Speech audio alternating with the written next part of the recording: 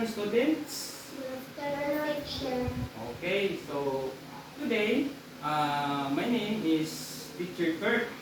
So, ganahan sa kong makahibaw sa mga pangalan sa kong estudyante. So, ikaw, first, ano pangalan mo? Si Andy Caneda. Si Harvey. Si Yan Kanyeda.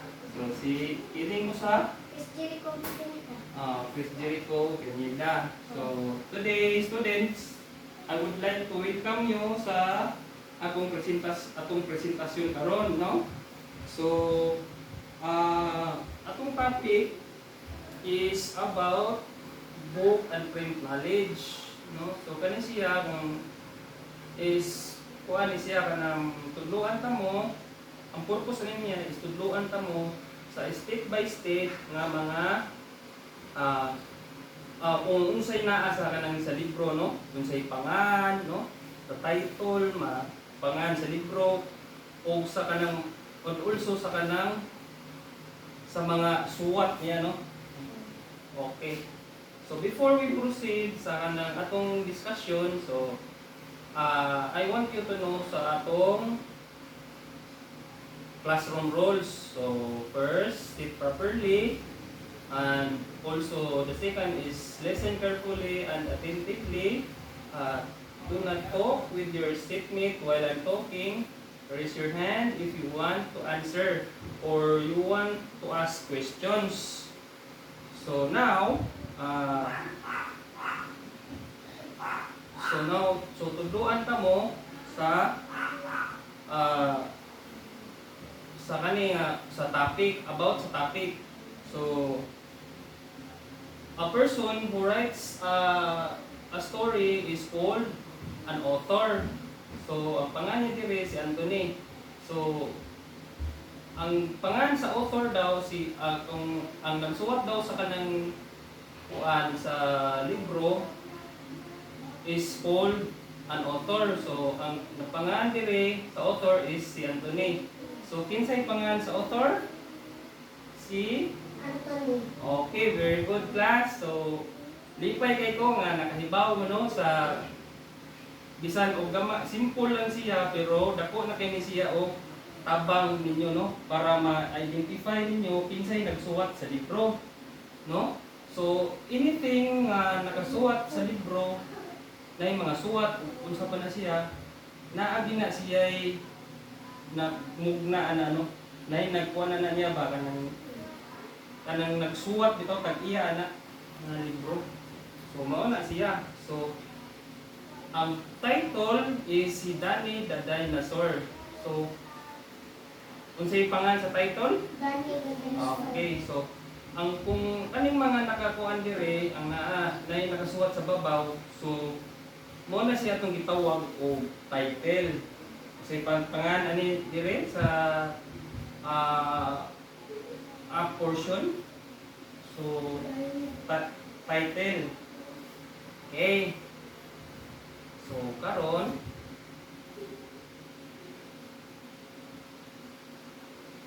so we start reading from the left to right.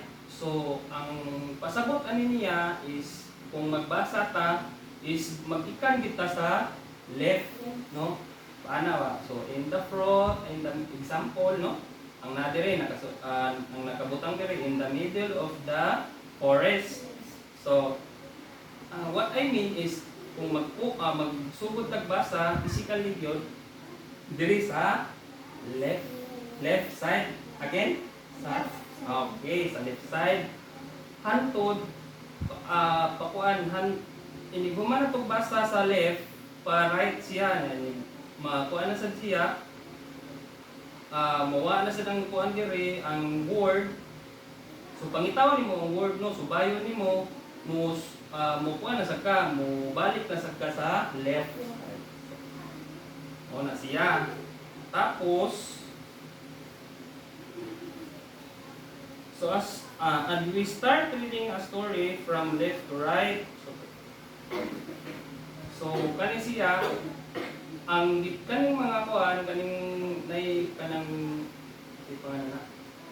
what we call kanang nay mga spaces, no, kuan familiar mo species? Oh. Oh, kana may mga kuan, mga lapak-lapak wa. So mo na si gitawag na to og kuan kanang word, no? So sige. So kanang babasa, so magbasa tanong. Okay, crack, crack, crack. So pila na sa kaning dire kaning crack, crack, crack, pila na sa ka word. So 1 tulo, 2, 3. So 3. So very good. So sige, kanang atong kuanon kumno na to siya og basa. Sige. Ibaw pa mo basa no? Sige. So atong basahon kani tanan yun hangtod ubos. So crack, crack, crack. Two little green legs and a head cropped out of the bottom. Someone was ready to say hit to the word. Oh, hit to the word.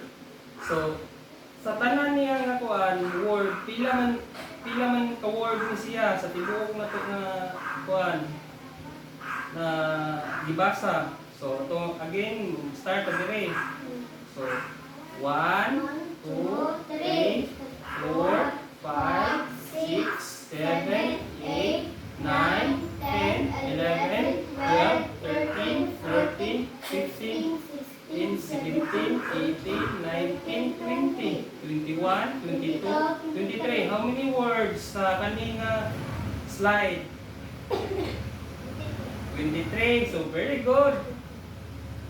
So very good.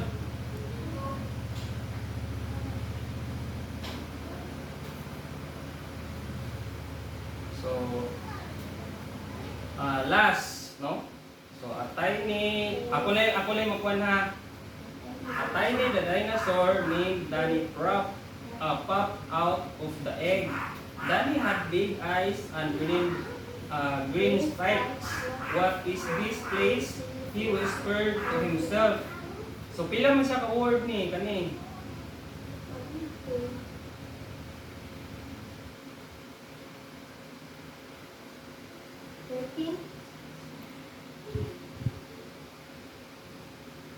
Okay, correct. 13.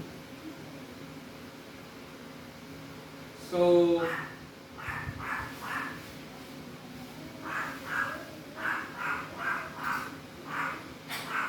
kani siya, so another example, no? Buzz, buzz, buzz.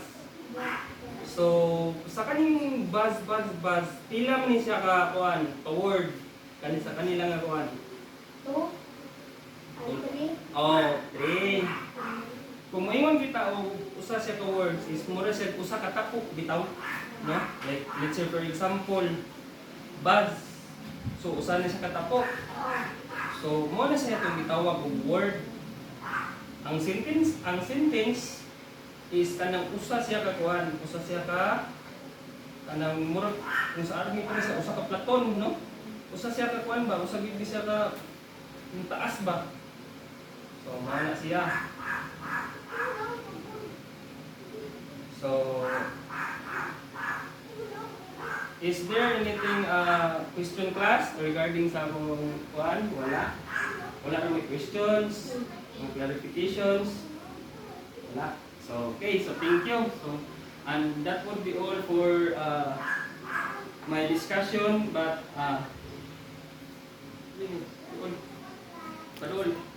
so, my personal insight, while I'm discussing, I learn a lot of ideas on how to handle students, even though I'm not that good enough in teaching, but the experience that I encountered during the time of mini demo, I really love it and enjoy it. And also I believe that mistakes is a normal thing to improve what I need to improve. And that would be all for today. Thank you.